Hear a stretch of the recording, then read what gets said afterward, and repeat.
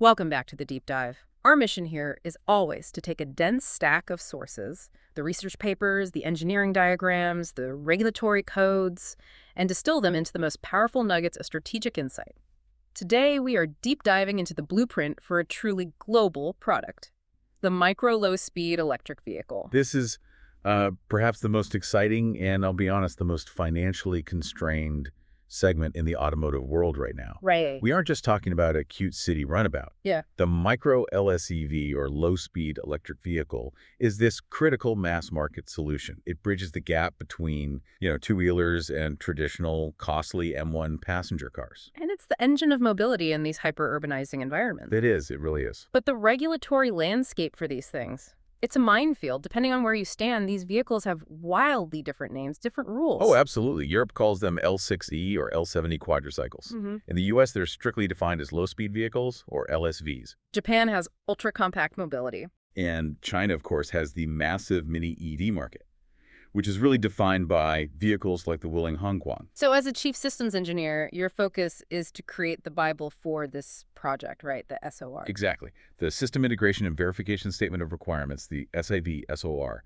This document is it's essentially the constitution of the entire project. It has to somehow reconcile these wildly different global safety rules, cost targets, performance demands. The challenge is immense. It's immense. We need to achieve bona fide automotive-grade safety and reliability, but under a cost structure that is often a fraction, a fifth, sometimes even a tenth of what a C-segment car costs. Okay, let's unpack this core insight because it feels like it guides everything else. You argue that success here hinges not on revolutionary hardware, not the world's best battery or motor, but on the robustness of integration. That's the whole game. Why is software and system synergy the differentiator now?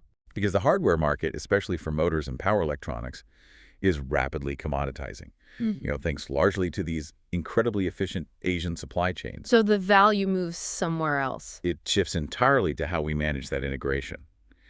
The tight, real-time coordination between the vehicle control unit, the VCU, the battery management system, the BMS, and the thermal management system dictates everything. Everything. Safety limits, charging speed, energy efficiency.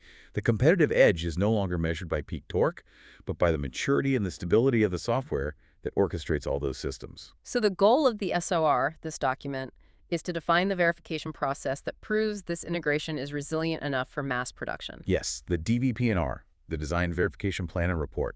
It's the proof. That sets a phenomenal stage.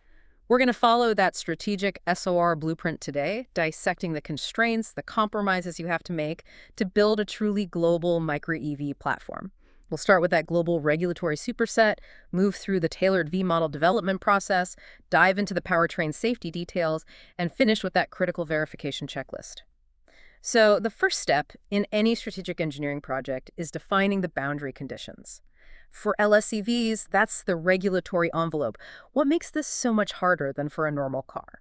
Well, it's the lack of harmonization. That's the primary headache. For an M1 passenger vehicle, you have broadly similar global safety standards. For LSEVs, the rules are just highly fragmented. It leads to massive technical constraints. Do you have to find the toughest rules everywhere and build to that? You have to aggressively identify the most demanding requirements globally and then make a strategic call.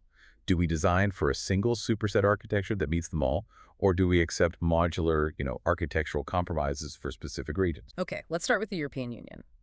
The L category framework, specifically L6E and L70, what does that entry-level L6E BP, the light quadricycle, immediately impose on the engineering team?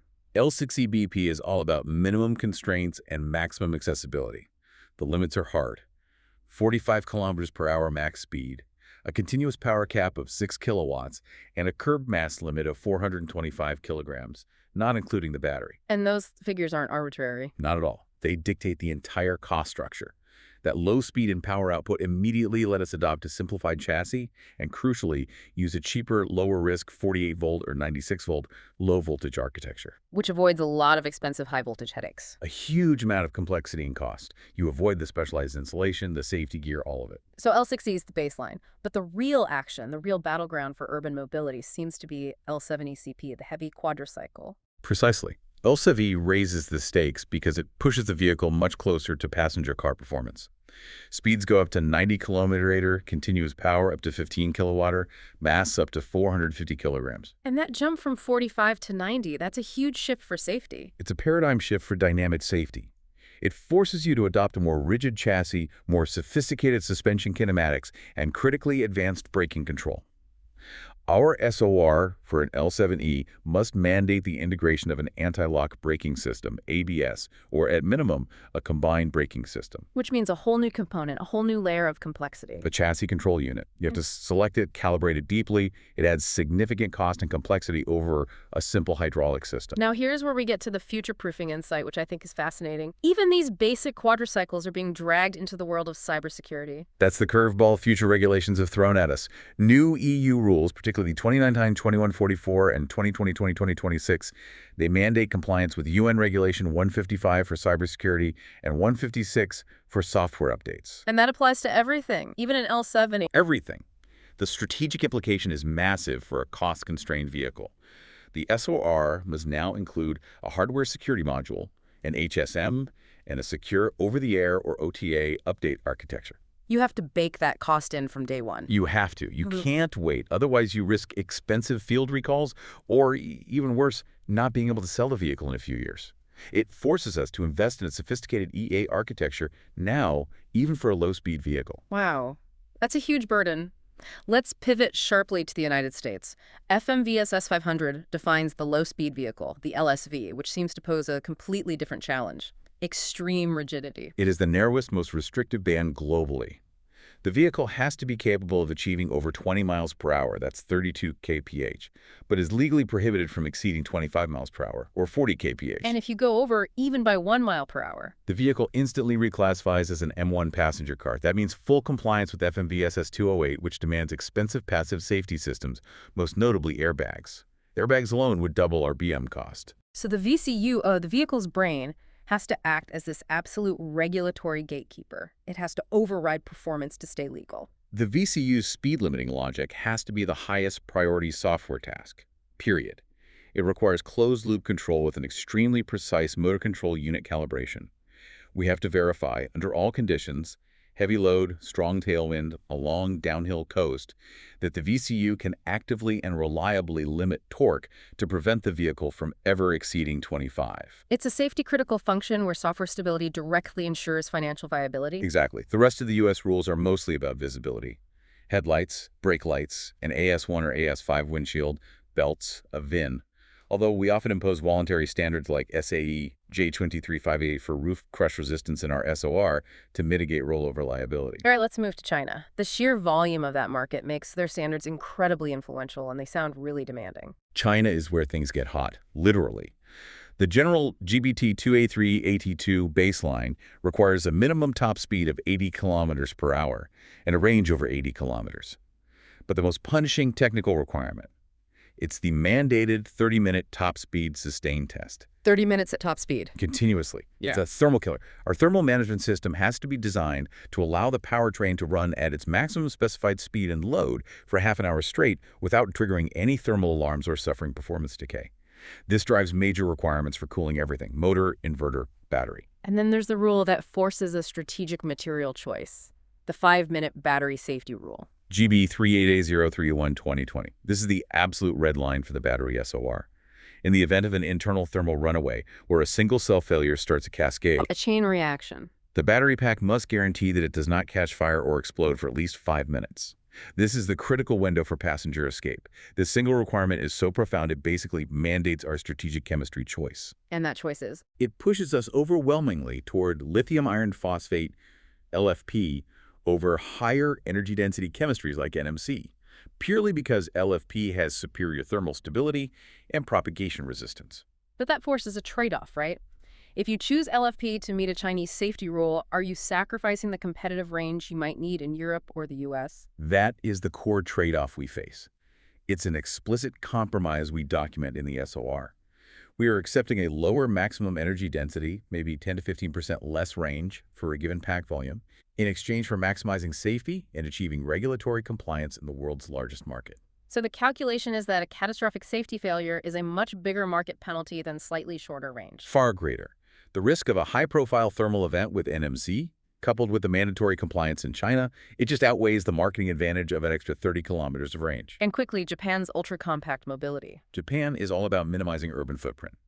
Hard physical limits. Max length of 2,500 millimeters, max width of 1,300. Speeds are usually capped at 60 kph, no highways. So safety standards are a bit more relaxed. Slightly for passive safety, because the kinetic energy is lower. But the SOR has to compensate by mandating robust active safety features like low-speed collision warnings, proximity sensors, to get to an equivalent level of overall safety. So how do you synthesize this chaos into a single global product strategy? Our strategic conclusion is to adopt the EU L7E technical baseline as the structural foundation. We aim for an 85 to 100 kph top speed capability. A powerful enough platform to meet the toughest demands. Exactly, a 20 to 30 kilowatt peak power system. We use this robust mechanical and electrical foundation globally. Then we apply software limits, managed by the VCU, to adapt the vehicle to specific markets. So for the US, you just cap the speed at 40 kph in the software? Right. And for China, we ensure the LFP battery and thermal system pass the 5-minute rule and the 30-minute sustain test. L7 is our mechanical enabler. Software and strategic material selection are our regulatory adapters. We've defined the boundaries. Now for the methodology. The V model is the foundational standard for automotive development, right?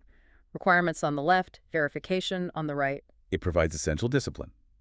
The left side is all about decomposition. We start with level 1, vehicle requirements. These are market-facing and financial. For example, range must exceed 120 kilometers, or total bill of materials cost must be below X thousand dollars. Then you move down to the system architecture, level 2. This is the critical pivot point. This is where we define the 4 major domains: powertrain, chassis, body, and the EE architecture. And crucially, at level 2, we define the interface requirements. The communication protocols between all the brains. Precisely. The CAN communication matrix has to define the priority and format of every message. How the BMS sends state of charge to the VCU, how often the VCU sends a torque limit to the MCU. If you don't lock this down, you have massive integration costs later. And finally, level 3, component requirements. This is where the rubber meets the road. We specify the technical demands on a hardware itself. For the inverter, it's the IGBT must handle a 300 amp pulse for X duration. For the battery, busbar cross-section must be Y square millimeters, and every single level 3 requirement has to be traceable back to a level 1 vehicle goal. Now, for a lean startup or a focused team, the full bureaucratic V model can be cripplingly slow and expensive. How do you apply lean systems engineering here? What does the shift-left strategy practically entail? You're right. The full V model, driven by documents and meetings, is too slow. Our shift-left strategy is all about using model-based design, MBD. Instead of waiting for physical prototypes, we validate complex control logic, like the VCU's energy recovery strategy, using extensive simulation.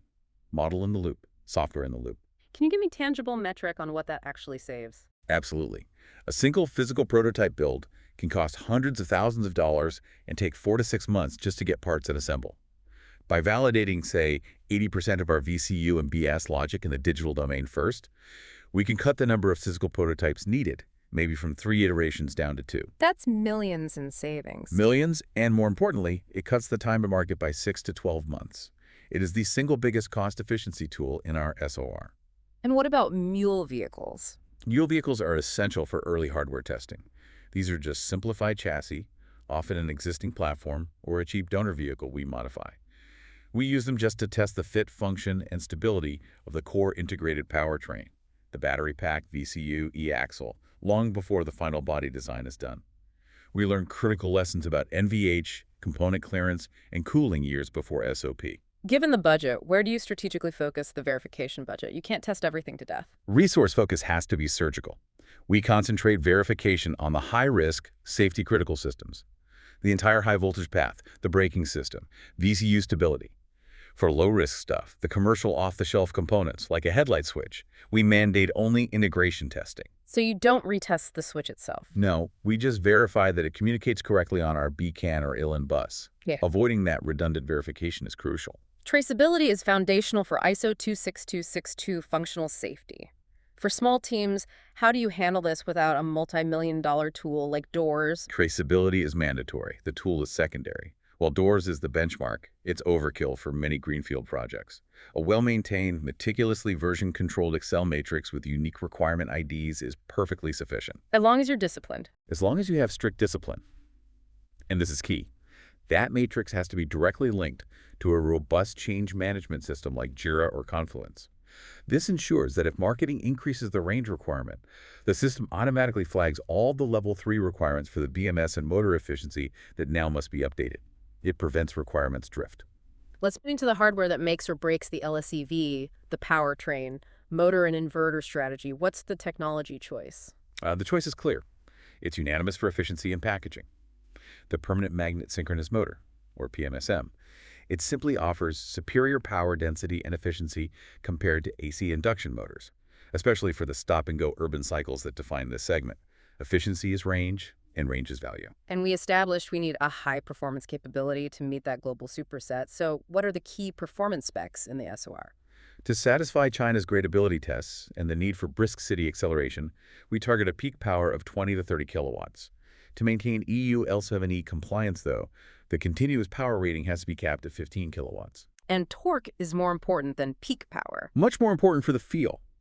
We need 85 to 110 newton meters of high low-speed torque.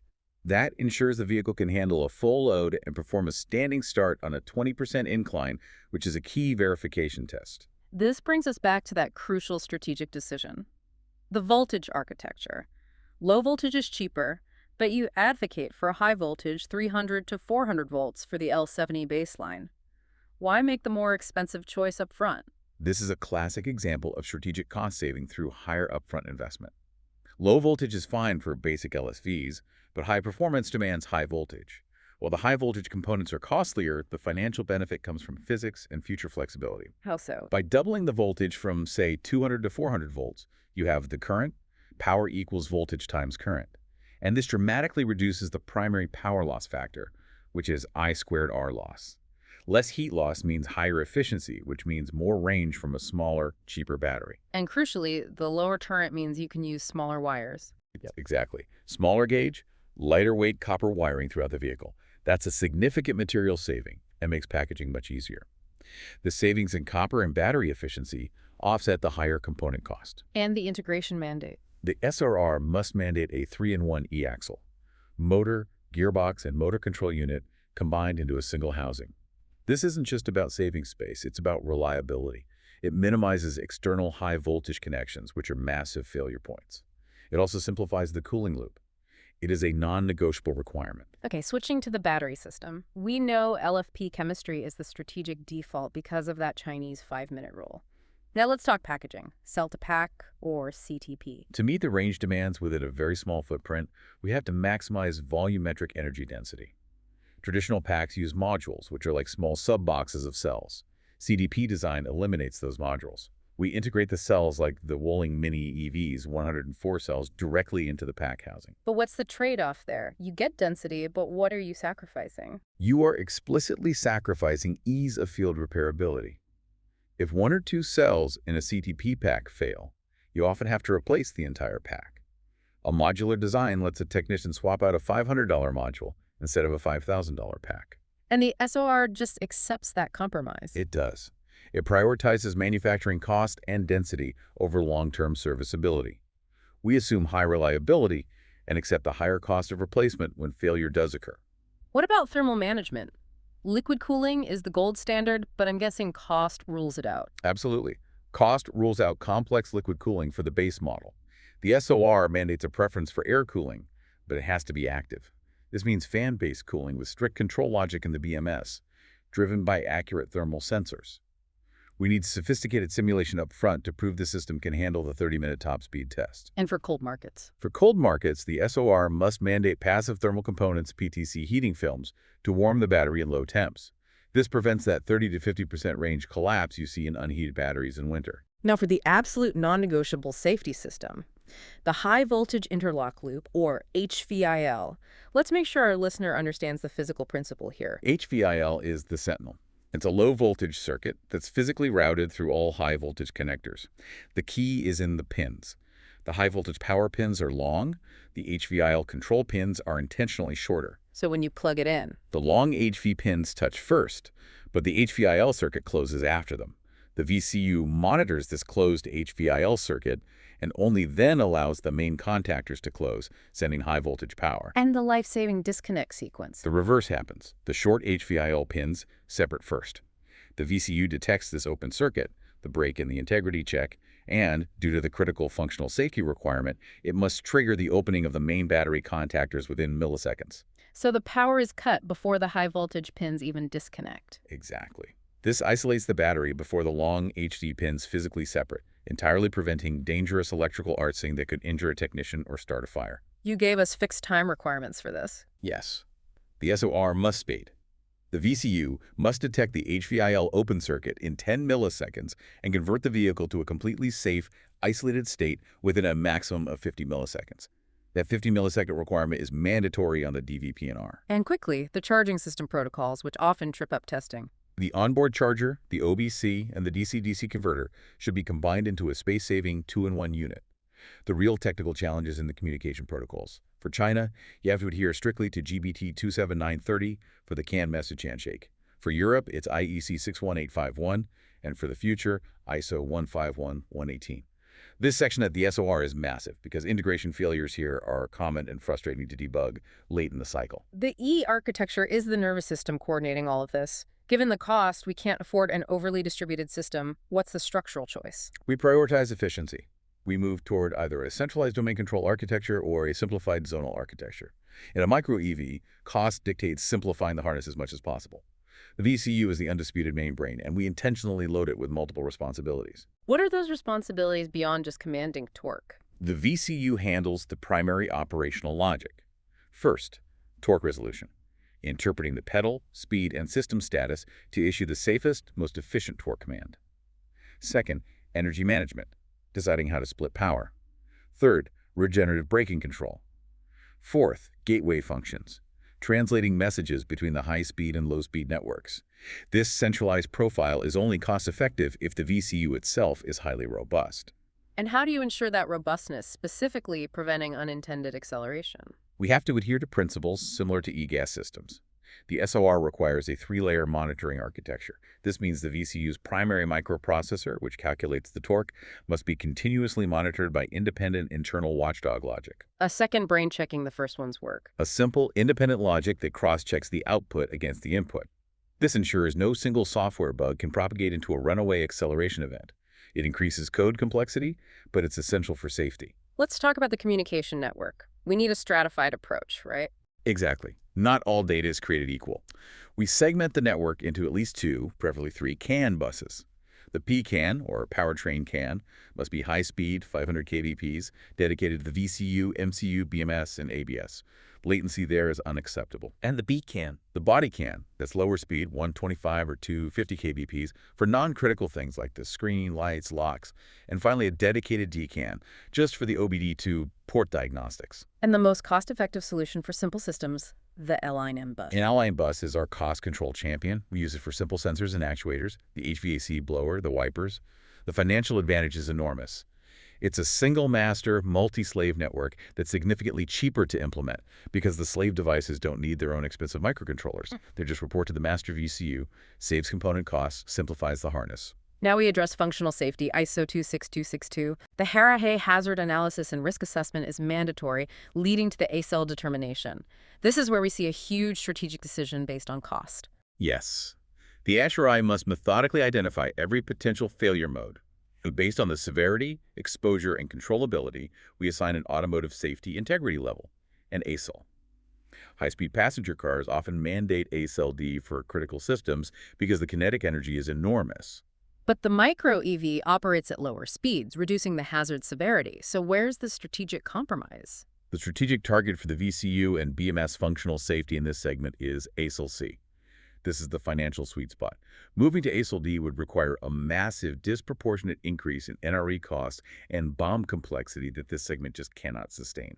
Can you elaborate on that practical cost difference between ASIL C and D? What does ASIL D impose that you're strategically avoiding? ASIL D requires extremely robust fault tolerance, typically through hardware redundancy. To comply, the VCU microprocessor would likely need to be a dual-core lockstep processor. Two identical cores running the same code and constantly checking each other. Exactly. And if they disagree, the system shuts down. Furthermore, the entire software and verification process for ASIL D is exponentially more rigorous, involving formal verification methods and specialized tool qualification that just balloon the engineering hours. So by proving that ASIL C provides sufficient risk reduction at these low speeds, we avoid hundreds of thousands of dollars in component and process costs. It's a pure cost reduction strategy enabled by the lower operating speed of the vehicle. It ensures we meet our safety goals, like that 50 millisecond HV isolation, while maintaining a sustainable BEMA cost. The DVP&R is the execution document, translating the SOR into a massive checklist. Let's look first at the shift-left strategies and verification. Our verification plan starts fully in the virtual domain. We use mill and SIL to burn down risk early. We don't just check if the torque request works. We perform detailed fault injection. What happens if a critical sensor shorts out? What if the CAN bus gets noisy? We also use these environments to stress test complex logic like SoC estimation accuracy. It's critical the displayed range is trustworthy.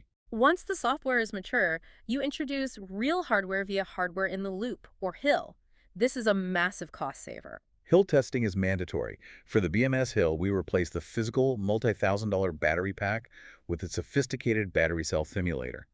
This machine can precisely mimic the voltage, resistance, and temperature of every single one of our 104 cells in real time. So you can run worst-case scenarios without blowing up a real battery. Controlled worst-case scenarios. We can test passive cell balancing for hours or verify overcharge protection by simulating one cell string running way hotter than its neighbors. And for the VCU HIL. The VCU HIL connects the real VCU hardware to a real-time simulator that mimics the physics of the vehicle, the motor, the road. We run thousands of kilometers of simulated driving cycles, NEDC, WLTP, CLTC Mini, to ensure the VCU's energy consumption predictions are accurate and to calibrate the remaining mileage algorithm. That's one of the most visible indicators of system maturity for the consumer. Moving from simulation to the lab bench, let's talk about the Powertrain dynamometer. The dyno is where we verify the raw muscle. We test the integrated motor inverter unit to map its efficiency curve across the full speed and torque range. This is essential for validating our range models. And crucially, the dyno is where we conduct the brutal thermal endurance tests. We have to prove the system can handle that challenging Chinese 30-minute top speed sustained test. If it fails here, you know you have a problem before it's even in a car. A big one. You know your cooling strategy or your inverter sizing is inadequate. Now, the most critical pre-vehicle electrical test you mentioned is the yellow board test. Why is this so critical? The yellow board is the firewall against catastrophic prototype loss. We take the final production intent wire harness, the VCU, the BMS, all the sensors, and we lay them out physically on a flat bench. We power up the entire EE architecture. The value here is avoiding the most expensive mistake in a prototype program, a wiring mistake that fries a $20,000 prototype. You find the simple mislabeled wire on the bench instead of in the car. Exactly. We verify CAN communication. We verify the grounding strategy. A simple fault found on the yellow board prevents a destructive failure when we energize that first vehicle. Finally, the big ticket validation on the proving ground. What does the real-world durability cycle entail? Vehicle-level validation confirms everything works under chaotic, real-world stress. Performance testing confirms the 20% hill start. We do environmental tests, weighting tests to verify IP67 sealing, high and low temp operation. But for long-term reliability, the durability requirement is key. The SRR mandates completion of, say, 20,000 kilometers of the SRC LSEV. The standard road cycle for L-category vehicles. Yes, it's a lightweight, aggressive cycle designed to induce failures relevant to this segment's usage. We also augment this with lab tests, like the four-poster simulation, which shakes the chassis to mimic 150,000 kilometers of driving, checking for fatigue cracks. And finally, the essential test for any EV. Electromagnetic compatibility. Non-negotiable. The high-frequency switching noise from the inverter can easily corrupt the sensitive communications between the VCU and BMS if we haven't shielded or grounded the system properly. The SOR mandates conformance to standards like GBT 12387 or or ECER10, to ensure inverter noise doesn't compromise data integrity? We have to bring the costs back into focus. Given the incredibly tight budget, the choice of body structure is arguably the most financially impactful decision. So, not a traditional stamped steel unibody. Absolutely not. Not unless you're targeting extremely high volumes over 200,000 units a year. Mm. A traditional stamp unibody requires massive investment in dies and stamping tools. Your NRE costs are in the tens of millions. For projects under 50,000 units a year, the strategic choice is a tubular space frame. What's the financial benefit there? It dramatically minimizes NRE. You replace those huge, expensive stamping guides with simpler welding jigs and fixtures. The exterior panels can then be non-structural, made from composite or plastic, much like the successful model used by the Citroën Ami. This lets you achieve high structural rigidity without crippling the project with massive upfront tooling investment. But even with plastic panels, that underlying frame has to be rigid for handling and noise. Correct. The SOR must set explicit, measurable targets for static torsional and bending stiffness for the frame itself. If the frame flexes too much, handling becomes unpredictable, and critically, you introduce squeak and rattle issues that just destroy perceived quality. And the chassis components are simple and robust. McPherson struts in the front for packaging efficiency, and a simple trailing arm or torsion beam in the rear, which is ideal for packaging the rear-mounted e-axle, and the tires, low rolling resistance tires, often small sizes like 4570 R12, are a necessary part of the range optimization strategy. In terms of passive safety, how do you protect the occupants within this lightweight frame? We still adhere to the fundamental safety cage concept. The SOR requires the integration of sacrificial crash boxes in the front structure. These are designed to crush and absorb impact energy in a low-speed collision before deformation reaches the passenger cell. And the battery has to be in the safest spot. The SOR mandates mounting it low and centrally under the floor, completely enclosed by the vehicle's longitudinal chassis beams.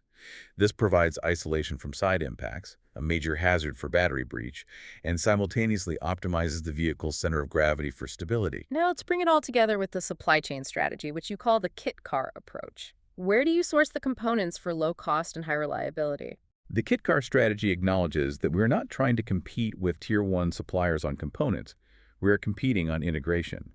We avoid the NRE required to design and validate a motor or inverter from scratch.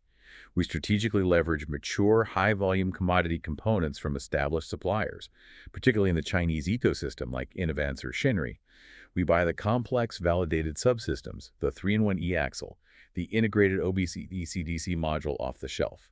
So if you're buying the most complex hardware, where does your engineering team focus its internal IP and retain its value? Our value is strategic, not mechanical. The internal core IP has to be focused on two key areas. First, battery pack assembly and structure. We buy the cells, but our expertise is in optimizing the cell-to-pack layout, the bus bar design, and the thermal system to meet that GB 3R301 5-minute rule. And second, the software. Second, and most critically, VCU software and integration logic. The VCU software is the secret sauce. It defines the driving experience, manages the energy recovery profile, and arbitrates all safety and regulatory compliance logic, like that 40 kph US speed limit. That software is our permanent competitive advantage. So you partner with suppliers to speed things up. The SOR mandates establishing risk-sharing supplier partnerships. We engage the battery supplier or the thermal component provider early, and we exchange long-term purchasing commitments for their early-stage engineering expertise. This co-development model compresses the schedule by leveraging their knowledge immediately. This has been an incredibly complex yet beautifully structured look at modern systems engineering under intense pressure. Just to synthesize, we identified that global superset of regulations forcing the compromise toward the L7E mechanical baseline adapted by software. We detailed the V-model tailoring, showing how the shift-left approach saves millions. We explained the financial rationale for targeting ASIL-C over ASIL-D and grounded the abstract safety concept of HVAL in that 50-millisecond time requirement. The micro-EV is the quintessential system of systems. It's defined by aggressive integration and necessary compromise, all dictated by crushing cost targets. For any program to succeed here, the statement of requirements has to be more than a checklist. It has to be a dynamic, strictly version-controlled document that constantly aligns the mechanical constraints, the electrical realities, and the software logic. Success is when that integration becomes invisible to the user. And resilient to chaos. So what does this whole strategic exercise mean for you, the learner, watching the mobility landscape evolve? We've established that the success of the current generation relies entirely on optimization, getting the most out of existing tech. But the future is defined by disruption. Given the global fragmentation we documented and the critical need for a common platform, the provocative thought we leave you with is this. Which emerging technology, is it the adoption of 800-volt architecture for ultra-fast charging? Or is it integrating sophisticated ADAS systems that demand high-bandwidth sensors? Which one will be the first to introduce requirements so universally demanding that it finally forces the regulatory superset to harmonize these micro-EV standards globally? That regulatory shift will redefine the engineering challenge for the next generation of urban mobility.